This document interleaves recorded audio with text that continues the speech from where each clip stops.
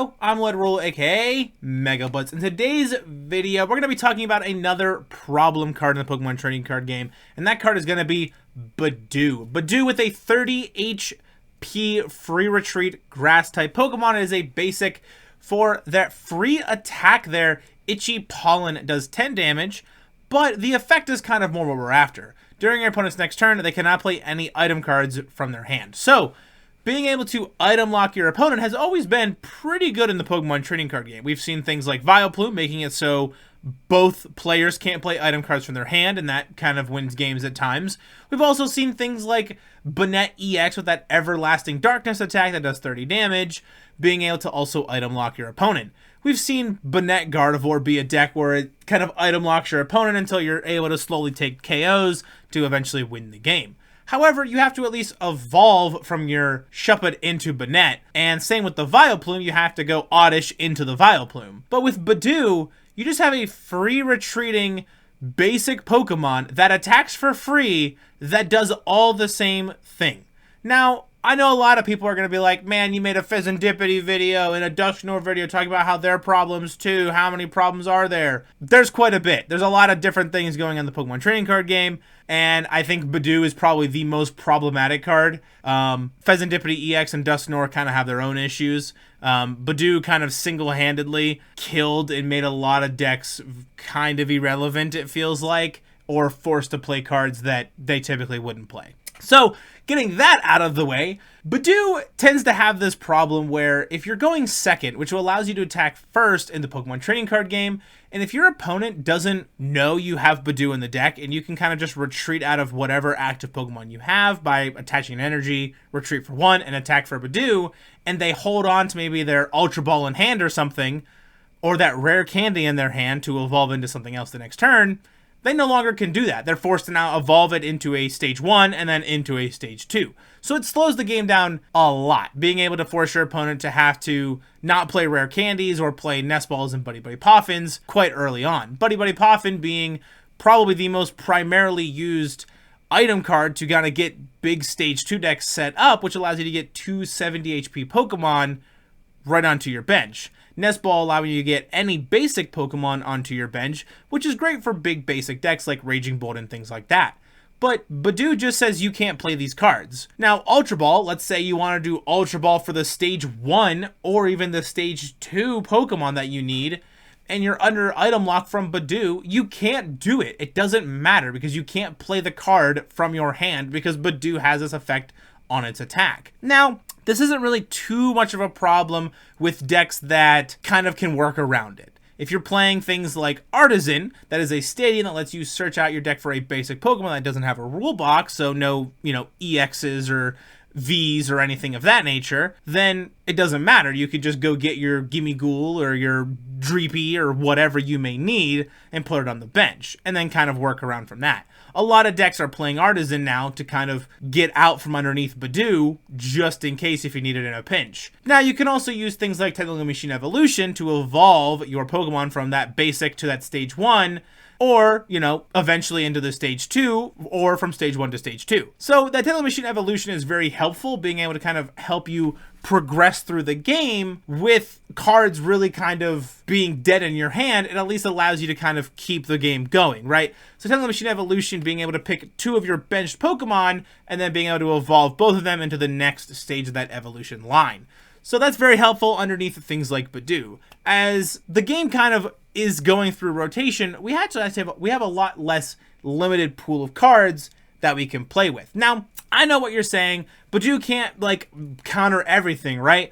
Now, you know how we all get to play that one really cool shiny pink card in our deck? You're only allowed to play one pink shiny A-Spec card? Well, here are some of the key A-Spec cards that just can't be played if your opponent Budewed you that turn, right? You have Unfair Stamp, being able to shuffle each person's hand into their deck. You get 5 and they get 2 if they take a knockout on your one of your Pokemon the previous turn. Prime Catcher, being able to just pull up and boss up one of their Pokemon is really insane. Being able to also kind of have an extra boss effect on a literal item card is insane, but Budew also cancels that. If you're playing Goldango, Energy Surge Pro can't be used, so you can't go get your one copy of Lightning, Fire, Grass Fighting, all your different energies out of your deck because Budew says you can't. Brilliant Blender for all my Gardevoir and Ruhl Edge enjoyers, can't discard your energies, it's an item card. Budew says no. Secret Box, being able to go get yourself that tool, that stadium and supporter and everything else, and even the item card it allows you to grab, guess what? Can't do that either. It's an item card. So it cancels and just stops you from being able to play these 5 powerful ace specs that are played in quite a bit of the top meta decks right now. Now, Budew also cancels some pretty other useful items that I want to mention. Things like Night Stretcher, being able to get a basic energy or a Pokemon out of your discard pile back into your hand. Things like Switch, pretty simple. You just switch one of your active Pokemon with one of your bench Pokemon. Pretty helpful into control decks. Pokegear 3.0, look at the top 7. You get to find a supporter card from there and put it into your hand. Can't play that. Super Rod, being able to shuffle any combination of Pokemon and basic energy up to 3 back into your deck. Can't do that anymore. We already talked about Buddy Buddy Poffin, Nest Ball, and Ultra Ball, but also things like Earthen Vessel that allow you to discard a card from your hand and find 2 basic energies, no longer allowed to be played either.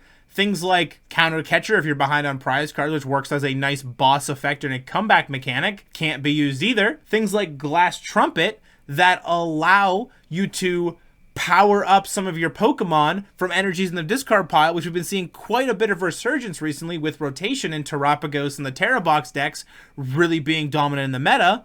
Can't play that card. And Pal Pad for all my control lovers out there. You can't put the supporters back in the deck. So, boy, I hope you're not trying to get your Arvin or Iono or anything back into your deck because Pal Pad can't do it for you. You also can't play things like other ace specs. Miracle Headset's another one. And tons of others. Sure, all these different pink shiny cards can't be played. Now, I want to quickly mention some of the ways you can at least counter Budew. Budew is not inherently broken by any means. It is definitely a problematic card, I feel like, but there are ways to get around Budew.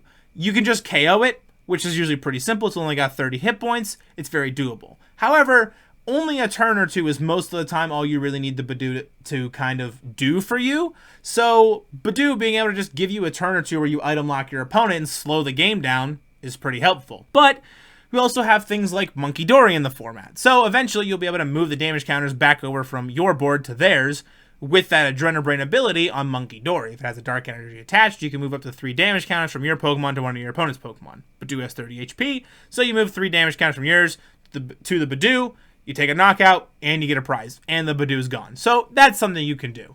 You also have things like Dusclops and Dusknoir. Told you they'd be back around. Dusknoir and Dusclops having that Curse Blast ability, being able to just KO themselves and deal 13 damage counters or 5 damage counters to one of your opponent's Pokemon, can also get rid of the Budew.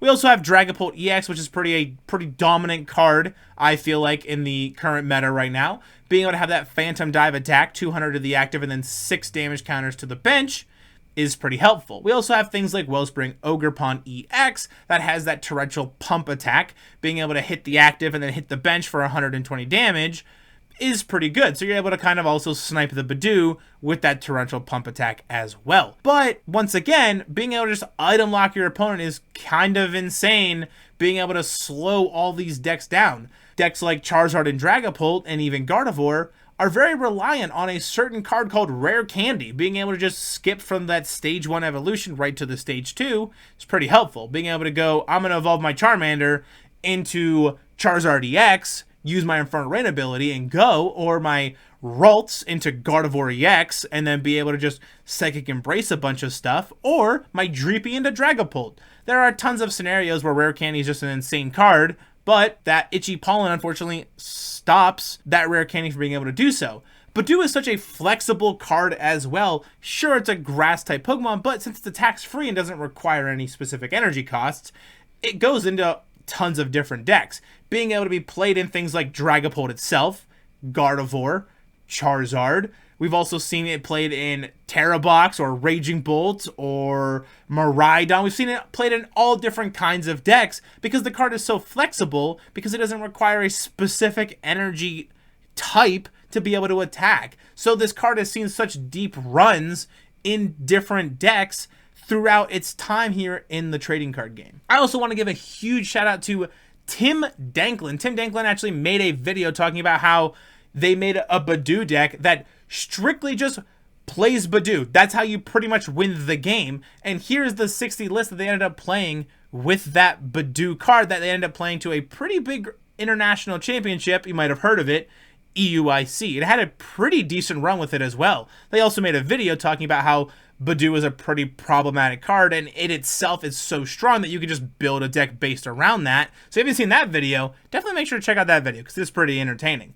But Budew is just so strong and flexible that being able to shut down all these items and all these setup cards, forcing us to play things like Technical Machine Evolution and Artisan to be able to get out from underneath it.